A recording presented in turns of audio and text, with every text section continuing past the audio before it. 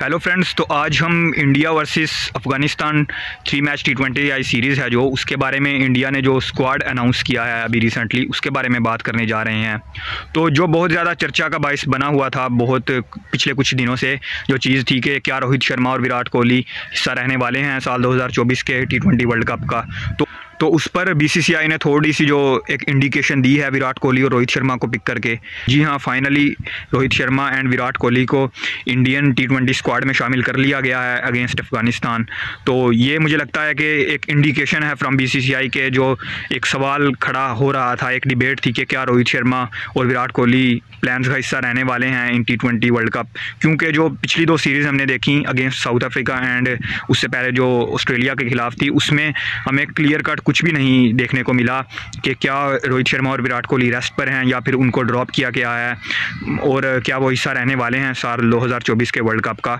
तो इस पर थोड़ी सी रोशनी डाली है BCCI ने और ये मुझे लगता है क्लियर कर दिया गया है कि विराट कोहली और रोहित शर्मा ज़रूर खेलेंगे 2024 का वर्ल्ड कप। तो क्योंकि जो उनकी टीम में जगह होना बहुत ज़रूरी है for Indian team and also for the fans around India and around the world. क्योंकि रोहित शर्मा और विराट कोहली ऐसे प्लेयर्स हैं जिनको दुनिया देखना चाहती है, चाहे वो इंडियन फैंस हों या फिर अराउंड द वर्ल्ड हों। और मैं पर्सनली रोहित शर्मा और विराट कोहली को वापस स्क्वाड का हिस्सा T20 स्क्वाड का हिस्सा देखकर बहुत खुश हुआ हूँ। तो अगर स्क्वाड की तरफ नज़र दौड़ाई जाए तो 16 मेंबर स्क्वाड का जो हिस्सा हैं वो हैं रोहित शर्मा, दैन शुभमन गिल, विराट कोहली, संजू सैमसन, दैन तिलक वर्मा, रिंकू सिंह, अक्षर पटेल, रवि बिश्नोई, मुकेश कुमार, अर्शदीप सिंह, अवेश खान, वाशिंगटन सुंदर, कुलदीप यादव एंड जितेश शर्मा, शिवम दुबे एंड यशस्वी जायसवाल। तो ये रहा 16 मेंबर स्क्वाड इंडिया की तरफ से जो अनाउंस किया गया है अभी रिसेंटली। तो इस चीज़ को हम देखते हुए एक चीज़ तो क्लियर हो गई है रोहित शर्मा और विराट कोहली के जो डिबेट था उसको लेकर के ये तो अभी प्लान्स का हिस्सा रहने वाले हैं। बट जो नाम मिस आउट हुए हैं इस सीरीज़ में, इस स्क्वाड में, तो वो थोड़े से मतलब आपको ज़रूर इंटरेस्टिंग लगेंगे। जिनमें से सहरे फहरिस्त जो नाम है वो सूर्या कुमार यादव का है जो अभी पिछली सीरीज़ में इंडिया के कैप्टन थे और प्लेयर ऑफ द सीरीज़ भी थे। डेफिनेटली रेस्ट पर होंगे वो, उनको ड्रॉप करने का तो कोई चांस ही नहीं बनता इन T20। एंड श्रेयस अय्यर नहीं है इस स्क्वाड का हिस्सा। और जो बॉलिंग कार्ड में अगर बात की जाए तो प्रसिद्ध कृष्णा यहाँ पर नहीं है। एंड देन बहुत ज़्यादा चेंजेस मतलब नहीं है।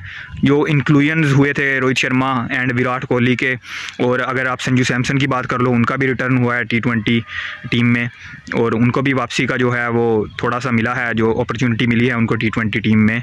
तो इसलिए कुछ प्लेयर्स को तो बाहर जाना था। तो अगर हम ये समझें कि जो ये स्क्वाड इंडिया ने अनाउंस किया है फॉर अफ़गानिस्तान सीरीज़, क्योंकि आखिरी सीरीज़ है वर्ल्ड कप से पहले, ये बात हमें ध्यान में रखना होगी। वर्ल्ड कप से पहले ये जो आखिरी सीरीज़ है और उसके बाद कोई भी इंडिया बायलैटरल T20 आई सीरीज़ नहीं खेलेगा बिफोर वर्ल्ड कप। तो अब अगर लॉजिकली देखा जाए तो हम ये क्या बात कर सकते हैं कि ये आपके जो प्लान्स का हिस्सा रहने वाले हैं players for T20 world cup, ये वही प्लेयर्स रहने वाले हैं। बट ऐसा कुछ भी हमें नहीं देखने को मिलेगा क्योंकि वर्ल्ड कप से पहले IPL है and IPL is more than any bilateral series. और IPL में जो प्लेयर्स परफॉर्म करेंगे वो हमें स्ट्रेट अवे जो है T20 वर्ल्ड कप स्क्वाड का हिस्सा मिलेंगे। और इसमें से मैं समझता हूँ कि आधे प्लेयर्स ऐसे होंगे, अगर आधे भी नहीं तो 5 से 6 प्लेयर्स ऐसे होंगे जो अभी अफ़गानिस्तान सीरीज़ के लिए जिनका नाम है वो हमें देखने को भी नहीं मिलेंगे, इवन रिजर्व्स में भी वो नहीं होंगे। तो ऐसा नहीं है कि यही जो है वो फाइनल प्लान्स का हिस्सा रहने वाले हैं। इसमें से बहुत से प्लेयर्स आपको स्ट्रेट अवे देखने को मिलेंगे, चाहे वो सूर्या कुमार यादव हों या फिर बॉलिंग में जसप्रीत बुमराह हों आपके पास, दैन आपके पास वो मोहम्मद सिराज हों, शमी हों या फिर वो रविंद्र जडेजा हों, हार्दिक पांड्या हों। तो बहुत से नाम अभी नहीं हैं जो कि वर्ल्ड कप में आपको डेफिनेटली देखने को मिलेंगे अगर वो अवेलेबल रहते हैं। तो ये नहीं, ऐसा नहीं है कि ये स्क्वाड जो है वो फाइनल स्क्वाड है for T20 world cup preparation. लेकिन फिर भी जो अब जिन प्लेयर्स को मौका दिया गया है उन पर जो इंडियन मैनेजमेंट है वो ट्रस्ट तो ज़रूर करेगी, चाहे अब वो यंग तिलक वर्मा हों, यशस्वी जायसवाल हों या फिर रवि बिश्नोई हों। क्योंकि मुझे लगता है कि इन प्लेयर्स को जो है वो थोड़ा सा जो मतलब आप परमानेंट स्कीम ऑफ थिंग्स का हिस्सा ये रहने वाले हैं। तो अगर हम यहाँ पर एक टीम की बात करें, अगर हम जो वर्ल्ड कप में हमें एक फ़ाइनल 11 देखने को मिलेगी तो वहाँ पर अगर मैं देखूँ तो रोहित शर्मा को वापस लाया गया है तो वो ऑब्वियसली वहाँ पर खेलते हुए भी हमें नज़र आएंगे। तो रोहित शर्मा है वहाँ पर और सेकंड ओपनर हैं जो उनके बारे में हम कुछ नहीं जानते कि वो सेकंड ओपनर कौन होंगे। क्या वो शुभमन गिल होंगे या फिर वो यशस्वी जायसवाल होंगे या फिर हमें out of the box KL Rahul देखने को मिल जाएंगे at the end of the day.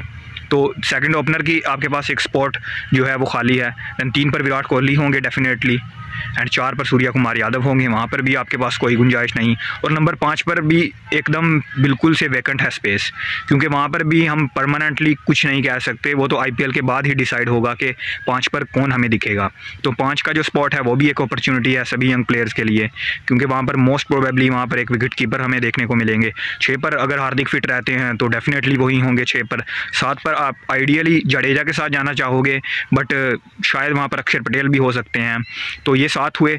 और अब अगर 3 फास्ट बॉलर्स और एक स्पिनर की बात की जाए, फ्रंट लाइन स्पिनर की, तो फ्रंट लाइन स्पिनर में मुझे लगता है कि कुलदीप यादव होंगे आइडियली प्लान्स का हिस्सा आपके, बट रवि बिश्नोई भी हो सकते हैं आपके पास। और अगर 3 फास्ट बॉलर्स की बात की जाए तो वहाँ पर जसप्रीत बुमराह एक नाम जो ऑलमोस्ट कंफर्म्ड होना चाहिए। और इनके अलावा जो 2 स्पॉट्स बचती हैं फास्ट बॉलिंग में वो भी वैकेंट है, मैं समझता हूँ उसमें कोई भी जो यंग प्लेयर है वो ग्रैब कर सकता है उस अपॉर्चुनिटी को और उस स्पॉट को जो फिलअप कर सकता है। चाहे वो उसमें मुझे लगता है जो दौड़ रहने वाली है वो अर्शदीप सिंह होंगे उसमें हिस्सा, दैन मोहम्मद सिराज होंगे, अवेश खान होंगे, एंड प्रसिद्ध कृष्णा होंगे, मोहम्मद शामी होंगे। तो मुझे लगता है कि स्पेसिस हैं अभी भी T20 टीम में इंडियन, 4-5 अभी स्पेसिस हैं जिनमें कोई भी प्लेयर जो अपना बेस्ट देकर वहाँ पर जगह बना सकता है। तो इसलिए यंग प्लेयर्स के लिए बहुत बड़ी अपॉर्चुनिटी है ये।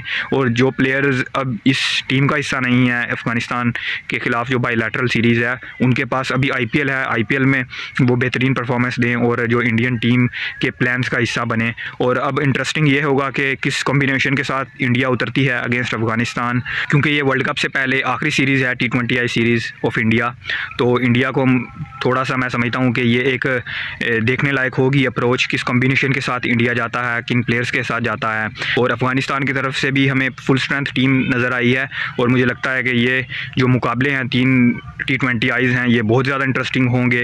रोहित शर्मा और विराट कोहली के वापस आने से ये जो सीरीज़ है मुझे लगता है बहुत ज़्यादा इंटरेस्टिंग रहने वाली है। And Afghanistan is not a team जिसको आप हल्के में ले सको। अफ़गानिस्तान T20 में मुझे लगता है कि उनका बेस्ट निकल कर आता है T20 में हमेशा से, और ये जो सीरीज़ है बहुत इंटरेस्टिंग होने वाली है।